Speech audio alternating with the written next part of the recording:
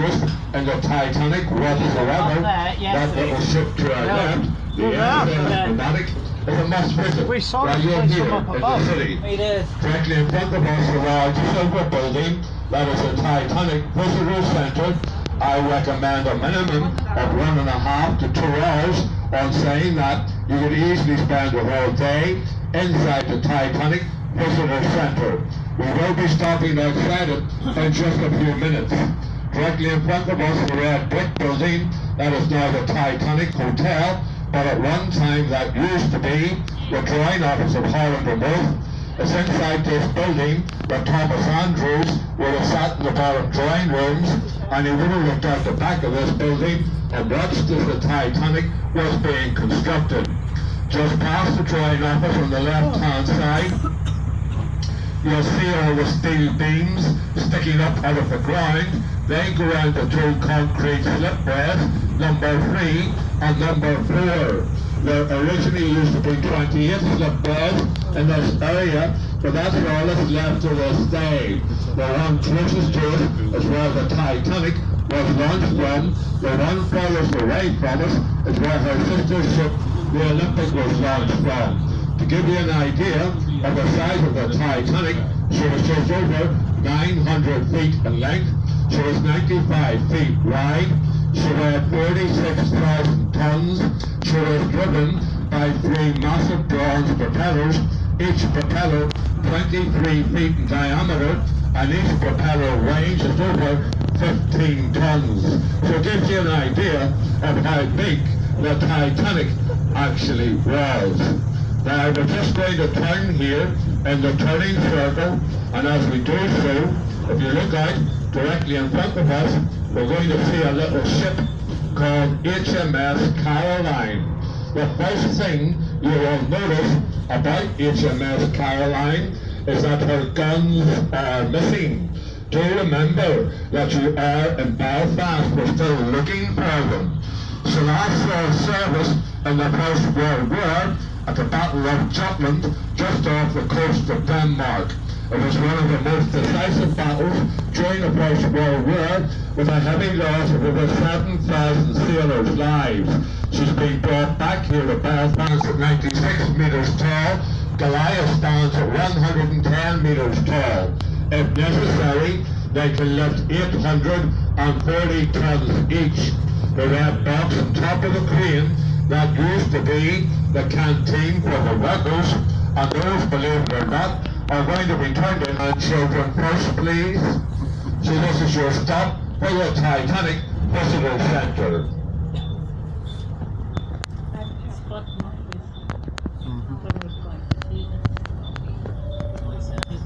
Glass dome that goes around the brand new Victoria Shopping Centre. You can, of course, go up to the top of the glass dome. There's a lift, it's free of charge, and on a nice day, you do have some very spectacular views overlooking the city. But now you think about it, folks. What a waste of local talent. I mean, all they had to do was to go into any bar in Belfast and say, right lads, we've a wee job here for you to do. Number 1, we could have done it for nothing, and 2, we could have done it in the dark, and it would have looked perfectly normal. Well, that's what they did one Sunday morning, packed it full of explosives. Everybody in Belfast come down to watch it, as if they hadn't seen enough bombs go off. And in St. George's Market, you can get anything from a safety pin to a ship's anchor. Live music, great food in there as well. So Crown Bar, even if you don't drink alcohol, go in and have a look. It's got the world's longest marble bar. It has its own private drinking booze. You can go in, close the door. People can't hear what you're talking about. It doesn't have electricity. It runs off gas lights, and that's what gives us alcohol. And I've been in some art galleries in my time. I have never seen one as good as this one, with the added advantage of free admission. That's Queen's University, just immediately to our left. So if you're in the city for a couple of days, come up to the university. The tour is free of charge. Nice coffee shop in there as well. and you can easily spend 45 minutes to an hour walking around the art gallery. So this is your stop for Queen's University, the Botanical Gardens and the Ulster Museum. If anyone would like to get off here for Queen's University, the Botanical Gardens and the Ulster Museum, this is your stop. Reading bars to actually visit.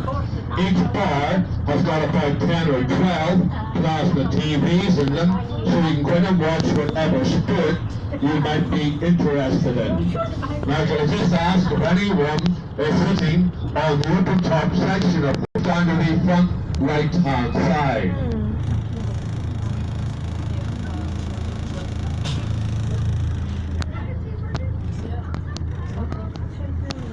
A lot of people would always ask me, why is this mural here in South Belfast? Well, as I said, traffic lights, turn right round, look back over your left-hand shoulder, and there you'll see the mural for Prince William of Wales, who defeated the Catholic King James at the Battle of the Boyne back in 1690.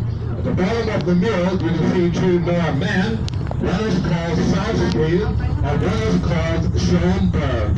Who were they? They were two generals that were killed in the first day.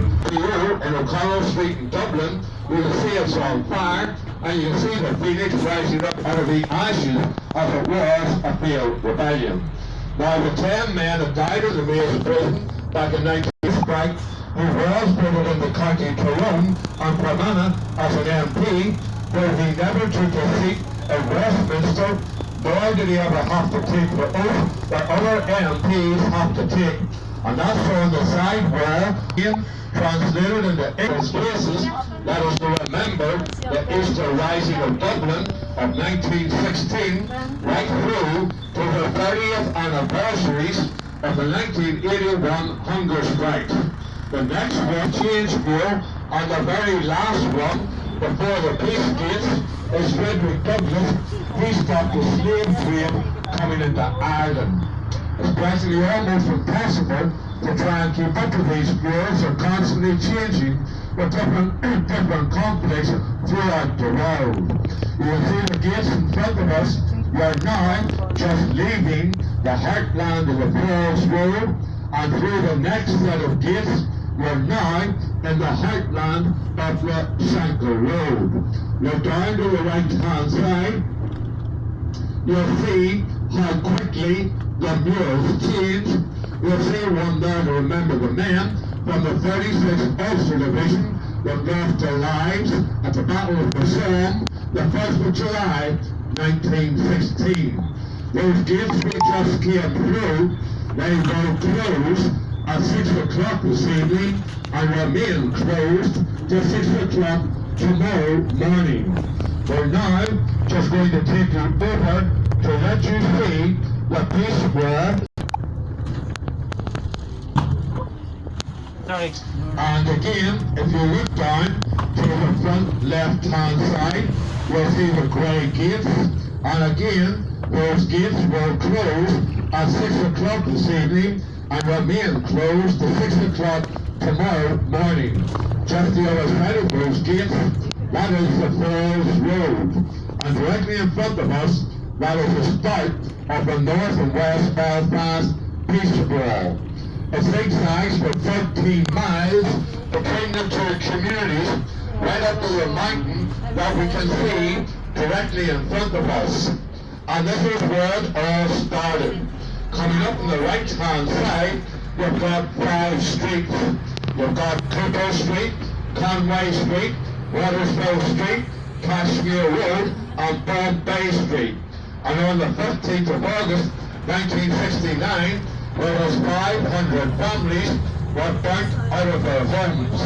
Catholics had to leave Protestant areas, and Protestants had to leave Catholic areas. The peace wall to our left, that was an idea by the British government. If they can't see each other, then they can't shoot each other.